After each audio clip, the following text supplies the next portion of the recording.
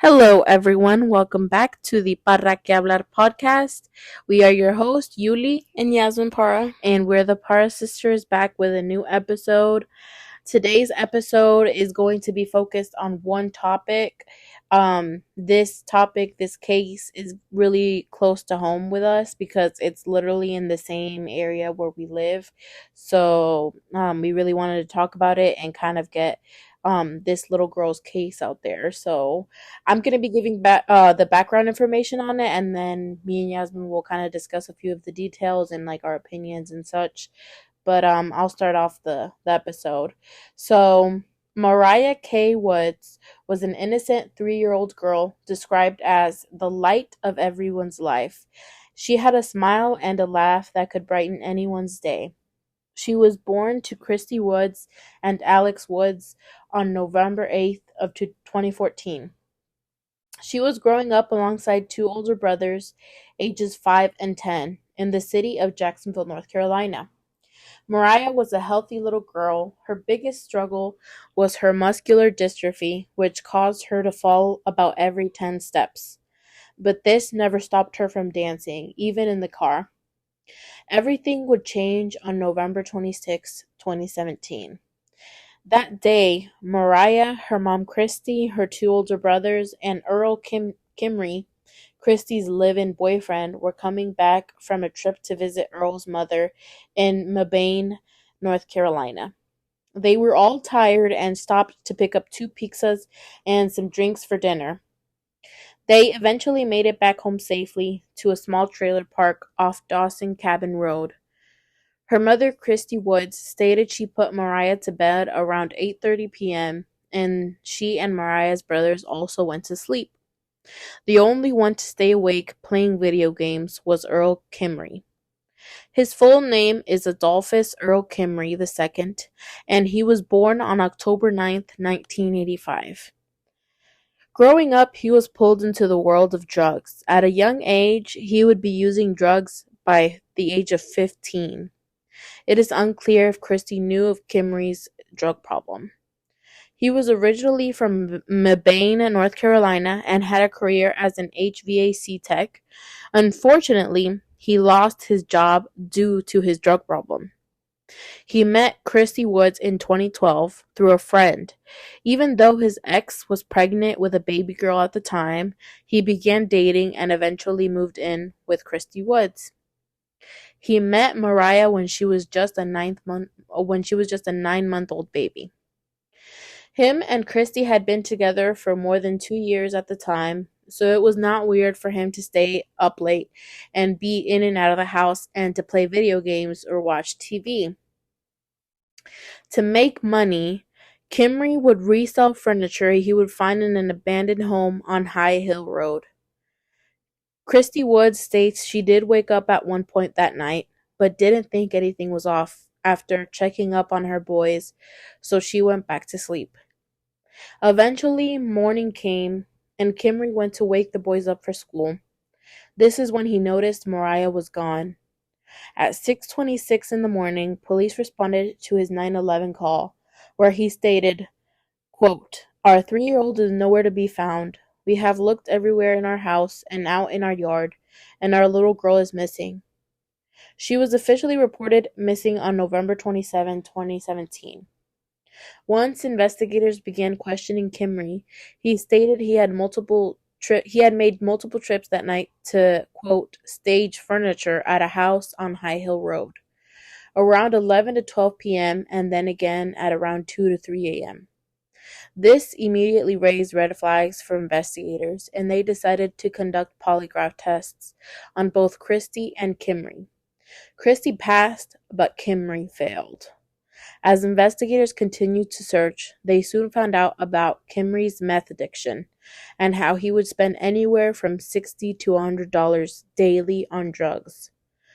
The pressure was too much for Kimry, and he eventually confessed on December 1st, 2017, that he had concealed Mariah's death.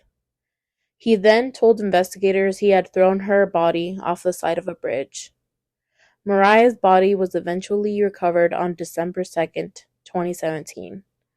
Her body was found in Holly Shelter Creek in Pender County, about 30 miles from her home, thanks to a dive team from Fayetteville. Her body was submerged 18 feet below surface, wrapped in 3 trash bags that were tied up and placed inside a plaid-covered couch cushion, zippered closed. A 50-pound piece of cement was also found inside the cushion. There was no injuries on Mariah aside from a small bruise near her left eye and a few small scrapes on her face. There was no credible evidence of sexual assault, and her cause was ultimately ruled as chloroform toxicity. He was put in jail with charges for obstruction of justice and concealing a death. Prosecutors began going after the death penalty, but Kimry took a plea deal and pled guilty, so the death penalty was taken off the table.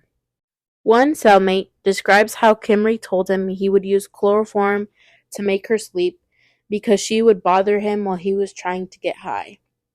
Kimry confirmed Christie never knew he used chloroform on Mariah, and she was eventually cleared of any wrongdoing. Ultimately, in December of 2022, it was officially announced that Kimry was sentenced to life in prison without parole. He was charged with first-degree murder. Unfortunately, Alex Woods states the last time he saw Mariah was in June of 2016, when he lost a custody battle, and he wishes things would have turned out different. He remembers Mariah by the love she had for pink unicorns. She would be turning 10 years old this November if she had not passed back in 2017. So, Yasmin, do you remember anything of like when this case was happening at the time? Yes, I actually do remember. I was pretty still young at the time. But I remember that we went down to actually where I think her vigil was being held, Mhm. and there was like a bunch of like candles, bears, and like flowers. I don't ever remember seeing her mom, but I do remember seeing her the trailer where she was staying at and stuff like Yeah. that. And it's actually pretty close down to where we live and stuff like that. It's down like maybe 20 minutes. Yeah, it's really close to where Mary lives, like Hmm. really like Very, very even the close. house he said that he would go to get furniture for to resell and stuff like literally on High Hill Road like Yeah, so that's that's down the crazy. road from where Mary Yeah, lives. that's yeah. Yeah, and I remember during that time, I would always see pictures of her, but I wasn't really that old enough, I guess, to for it to really matter to me in a way. But I do remember that I was kind of confused whenever we went down to that vigil, but I do remember it was for her. Yeah. And then I remember I was really sad for some reason. I didn't Yeah. know her personally, but it was really sad because obviously it's a little girl who lost her life. Like, and I can't believe that her dad would ever do something like that. Well, it was her stepdad. Her stepdad, Yeah, it yeah. was her stepdad. And yeah, I mean it's really sad, especially like in a small town like as this one where we live at, you know. Jacksonville was it's been growing a lot lately, but in that time obviously it was still a really small town. Hmm. So for something like that to happen here, it was really shocking to the whole community. And especially like I feel like her death was really like brutal in a way. Like even the way that he like was saying that he threw her off a bridge and Yeah. stuff, I feel like that's a really bad way to go. I mean, anyways, bad really, but I feel like her little body just like getting thrown off that bridge and like her being with like cement and stuff in a bag, like Yeah. in the water, like just her little body just down there in the water, like. Like she was 3 years old. Like Mhm. I feel bad for her, you know. And then also like just like you said, like the piece of cement that he put in there, like he put it in there so she could sink, so that she would not float to the top and stuff like that. So I just can't believe like so basically what got him caught, I guess, and what got him to confess was kind of the polygraph test. yes, because it was determined he was lying during all the questions. So obviously police were like, why is it coming up that you're lying to us on these questions if you're telling the truth, you know? And you know police have a way of interrogating people, so obviously he started feeling like the pressure. And Mhm. then I'm pretty sure that kind of led him to, you know, eventually confessing like, yes, I did unfortunately kill her. Even though he didn't mean to, but he was high on drugs. So he was high But on drugs and he was trying to get her to go to sleep and stuff so she wouldn't bother him. So that's really sad. Like I feel bad for her. she's just a little girl. Yeah, she was 3 years old. She didn't know any better. Yeah. And also, I don't know why he would be like, I don't know why her mom would permit him to be around her, like in that state. Yeah, well, that's kind of a good question that because I thought kind of the same thing, like why wasn't she maybe more alert at what was happening, Hmm. at nighttime? But or maybe like why didn't Mariah go to her mom instead of going to the stepdad? Why didn't she go ask? We will never know like why she maybe she really had a lot of trust in this guy. Like it seems like it because if she went to him to ask for help or something in the middle of the night because they had gone to sleep, so I don't know if she needed to use the bathroom or she was just 3 years old, so you could tell that she really trusted this Kimry guy and she wanted his help, and then unfortunately he just felt bothered by her. And But then also like what's really weird about this whole thing is like I don't know if Christy ever knew about his drug problem. Like it's never been confirmed. Did she know about this? Did she not? But I almost feel like she had to. How do you not know if your spouse or your boyfriend, whatever, has a drug problem when he's living with you? Like, yeah, I feel like it's very visible if someone has a drug issue through like actions or even like the way that they look. If it was like a constant like if he would spend like $60 to $100 like yeah, on like drugs and stuff like that, I feel like that means he had to have done it pretty often. So I feel like even whenever someone does do drug use, you can see a change in them even physically. yeah. And then And also he had lost his job due to drugs, so yeah, so I feel like there's no way that she couldn't have known, but and then also, I remember seeing a piece of information online saying that when the police searched the home, whenever she was reported missing initially, they found syringes. So that means obviously those syringes are obviously being used for his drugs. that's also really dangerous because why would you leave syringes around children? Yeah, that's what I'm saying. So yeah, I feel like she might have known that he was definitely into drugs. Maybe she just thought that he wasn't as deep into like. Do you know if they searched the home before or after they found Mariah? No, it was before, I believe, when she was first reported missing. They searched the home obviously to see if she could be found anywhere. So how come they ended up finding out after whenever he confessed to him using drugs? They found out after about the drugs. Yeah, like how come they never told him anything beforehand if they found the syringes in the house? They probably did, but obviously that was not no reports. Because like I just said, they found syringes. So obviously they were probably investigating like what are these? Maybe they might have even asked him like what are these syringes for? And then he probably said a lie or something, and that's what also made him seem deceitful on the I also polygraph. feel like it's pretty difficult to lie whenever you have multiple syringes in your house. Yeah. I don't know how So he would work his way around that. Plus, it's really hard. Like, even if you do try to lie to cops, I feel like there's always gonna be a way for them to find out. Like, even like maybe the way that he was acting and stuff like that, or like the polygraph test after, especially. I feel like you can't really lie about stuff like that because I feel like at the end it always comes out, or they always find out. yeah. And then I also feel bad for her dad because she literally, the last time he saw her was in June of 2016, like a whole year before she eventually passed away. So the last time he saw her was when she was 2 years old. And it was literally for a custody battle. If anything, he should have taken her. Yeah. Yeah, maybe it makes you think like if you would have taken her, would she still be alive today? Obviously, she Yeah. probably would have. But yeah, it's a really sad situation. And then like the way he disposed of her body, kind of like what you said and stuff like that, with the trash bags and all that. Like I wonder if he just panicked and he was like trying to like hide her body and stuff, and that's why he ended up throwing her over the bridge.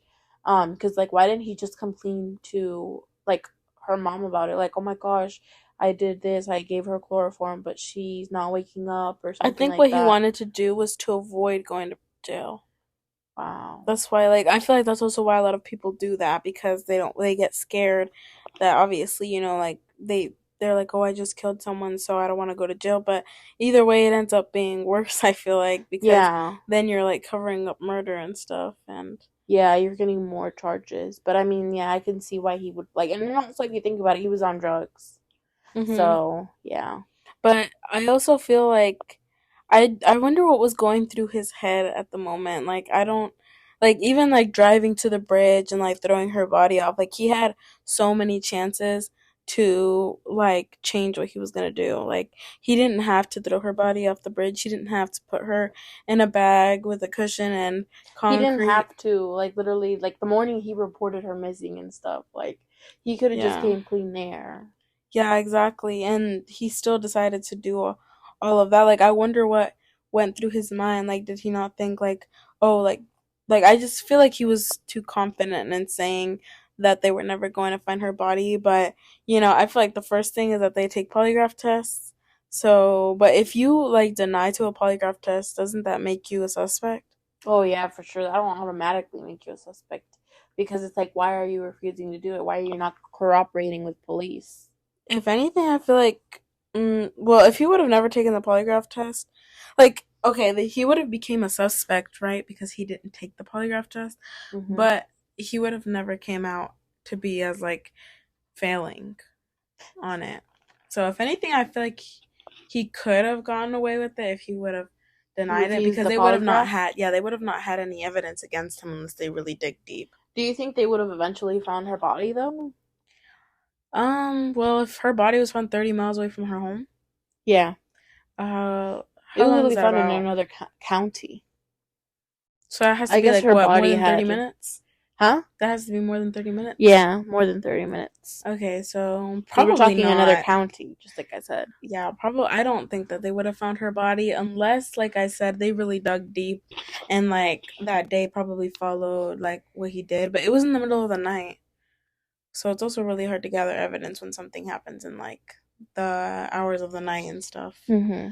So I think he would have been better off maybe denying taking a polygraph test because he would have been a suspect, but like I said, they would have not had any evidence towards him.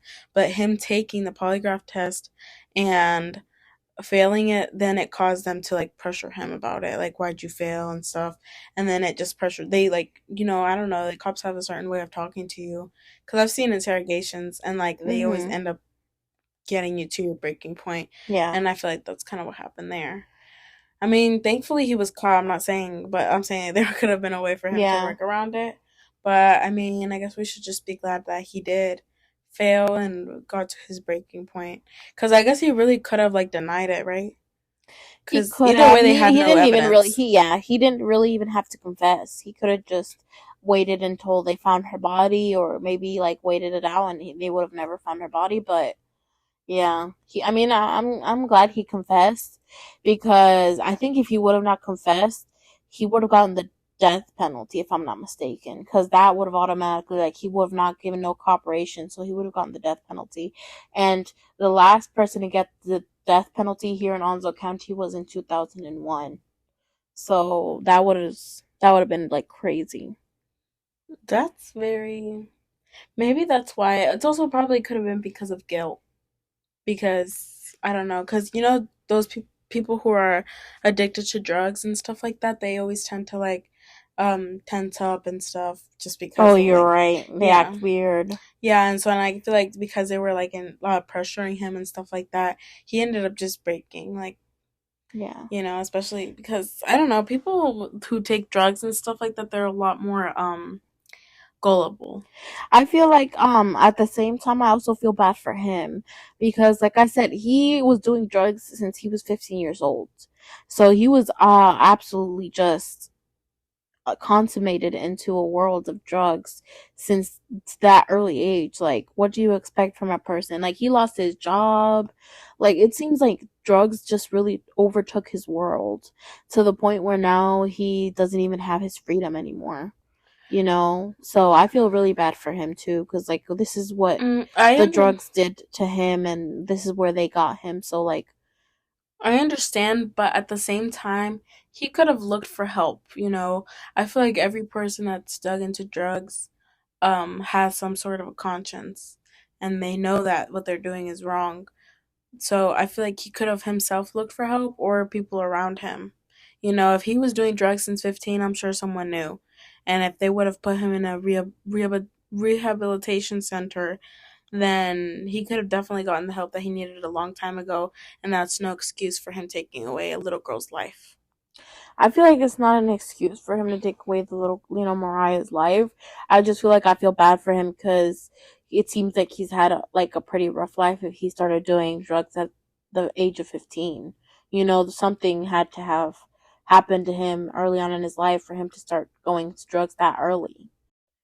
Ultimately, I feel like my heart just goes out to her parents because even though they weren't able to prevent, her passing and stuff like that, they still have two children, her two older brothers that they had to take care of and raise, and make sure that they can grieve her properly. So I know that that's not going to be easy for them, and it's also just never easy for a parent to lose a child, especially the way that Mariah passed. So my Especially how heart goes young out to she them. is. Especially with how young she was. And I just can't imagine like how it is like to live day by day now, like without her. Yeah, especially for her two older brothers, because they're so young, 5 and 10 years old. Like, how are they gonna comprehend, she's not gonna be here no more, like from one night to the next, because literally they were just on a trip, she was fine, and then they go to sleep, and then they wake up and she's gone, and they never get to see her again. So that is really hard for a young child to comprehend. Hmm. So And this, especially her dad who went months without seeing her, yeah, and then she just turns out to be, yeah, deceased, yeah. which is, I don't know. Personally, I'm not obviously not a parent, but I feel like if I were, that would be really difficult because um like imagine just not seeing your daughter and then just never seeing her again. Mm-hmm. And then, like, just thinking about the fact that she would be 10 years old right now. She'd be turning 10 years old this November had she not passed. It's difficult. All these milestones that the family has to go through. And then, like, just remember, oh, she would be here. She would be going to school. Like, she never even got the opportunity to go to school. That's how young she passed. So her life was just cut so short. Yeah, and she had a lot of head ahead of her. You can definitely tell. And this case was probably, we don't really have much cases here, where we're from because our town's pretty small. But this is probably one of the biggest cases that have occurred here, just because it was so unusual and really tragic because of how young she passed. And on top of that, it was like obviously a bigger case for us just because it was like in our same hometown. And like I just feel like any case like this, like related and stuff, I feel like it's really hard, especially in like a small town, Yeah, because you would never expect it. and this case was like one of the first to ever make like national headlines, like in the whole United States and stuff like that. In the state of North Carolina, everyone kind of like found out about it. So yeah, it's a pretty big case. We hope that you guys, whoever, anyone that has children out there, like, try to take care of them, try to prevent, others that maybe aren't as closely related to them, um to Take be around them by themselves, because anything can happen, not just like a murder, like rape, stuff like that. So it's a hard to prevent something like this from happening, but also at the same time, just do what you can. um Also, we will continue, this whole community will continue to remember Mariah for years to come, because like even to this day, we can even drive by where she used to live, hmm and we will always remember her. Yeah, very much. And also, I feel like it's also good to take precaution for like even if it is like something so small. I feel like it's good to take precaution because it's your children and you would want your children to be safe. And you know, if you're surround yourself with people like the stepdad, I feel like something like that could happen. you just kind of have to watch out because it's like the list people that you expect.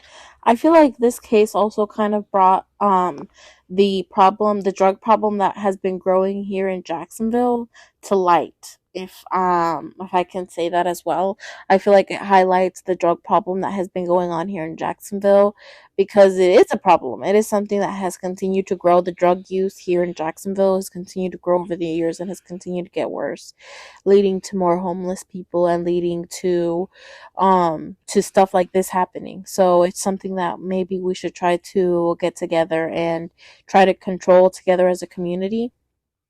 And I definitely agree because I feel like now, like nowadays, especially, you see a lot of homeless people down on the streets, and like for the amount, like for our population here in this town, the amount of homeless people here is just a lot. Mhm. And they're like in certain parts, like downtown and stuff, and it's really sad to see that because, like, I don't know, it's just like people who, like, for example, have drug addictions, and like I feel like if you're going through something like that, you should definitely try to get some help Yes. because situations like, like right now, you might think that you're having like the time of your life and like and stuff like that, but situations can flip. For example, this, like, he didn't mean to kill her, and he says that it was an accident. But I mean, at the end of the day, it just goes to show how quick things can change and how it can affect your life because now he's in jail, probably not getting out anytime soon. He's going to be in jail for his life with no parole, so he has no chance of ever getting out. Well, yeah, so he has no freedom now, and it just goes to show how things can And change. he had great potential because if you think about it, he was an HVAC tech. He could have had a great career, made money. He could have raised those children as if they were his own. Hmm. Like he has his own daughter. He has his own daughter, you know, because like when I said that he had met Christy, Mariah's mom, Hmm. his ex-wife was, or his ex-girlfriend was pregnant with a baby girl. So his daughter right now is how old? That was back in 2012. His daughter right now is like 12 years old. 14. So, no, 12, right? 2012 to now is 12 years. Yeah. So I'm correct. So yeah, his daughter is 12 years old right now. So like, and he's going to be in jail the rest of his life. He's not even going to be able to see his own daughter grow up. So after, all of, like the hard work that he put into like being an HVAC tech and just losing it to just to drugs, like it sucks. So we really hope that, anyone that's struggling with drugs, like really try to get help. Or any substance, because I know that there's a Mm-hmm. lot of people who, um, like abuse substance, like substance abuse. Alcohol. Yeah, alcohol, it can be, drugs, anything really. Mm-hmm. Anything that can affect your health is like substance abuse. So I if it can be alcoholism, drug addiction, I think you should, look for help. Try to help yourself out, because those things affect your health, obviously, and it can affect your life. It can affect your life because there's been more than just this case that has affected, other people's lives because it caused little Mariah to lose her life. And not only that, I feel like it's also really difficult because her parents lost their daughter and her siblings lost a sister. And I feel like it's just really difficult to lose a loved one in any manner, especially like when they're really young and stuff. On that note, this is the end of the episode. We hope you guys enjoyed. Remember to follow us on our Instagram at Para Podcast, and we'll see you guys in the next one. Bye. Bye.